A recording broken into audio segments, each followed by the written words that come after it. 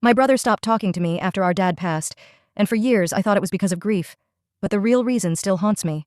When our dad passed away, it felt like the ground disappeared beneath us. He was the kind of man who held our whole family together, strict but steady.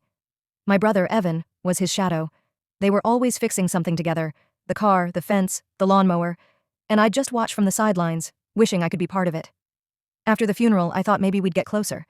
That losing dad might finally make Evan see me as more than just his kid sibling. But instead, he pulled away. He stopped coming to family dinners, didn't call on birthdays, and when I reached out, he'd say things like, "I'm just busy," or "You wouldn't understand." At first, I thought it was grief. Everyone handles it differently, right? But then, last year, Mom decided to sell the house. She couldn't handle living there anymore. So I went home to help her pack, and that's when I found it. A sealed envelope tucked inside one of Dad's old jackets.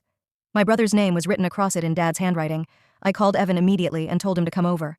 He sounded hesitant, but he came. For a second, it felt almost normal, like maybe we were reconnecting. We sat at the old kitchen table, the same one we grew up eating around, and opened the letter together. It started out like a goodbye, Dad thanking us for taking care of Mom, saying he was proud of both of us. But halfway through, the tone changed.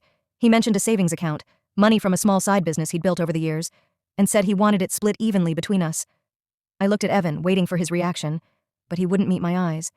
Finally, he said quietly, "He already told me about that." Something in his voice made my stomach twist. I asked, "Did he tell you about me too?" And he just shook his head. That's when it hit me. He'd known. For years. Dad must have told him before he passed, and Evan decided to keep it all for himself. That's why he disappeared. Why he stopped coming around. He couldn't face me, or Mom, knowing what he'd done. Mom stood there in the doorway, silent, tears in her eyes. She said softly, "Your father loved you both, but love doesn't always mean fairness." Evan left without another word. He didn't even try to explain.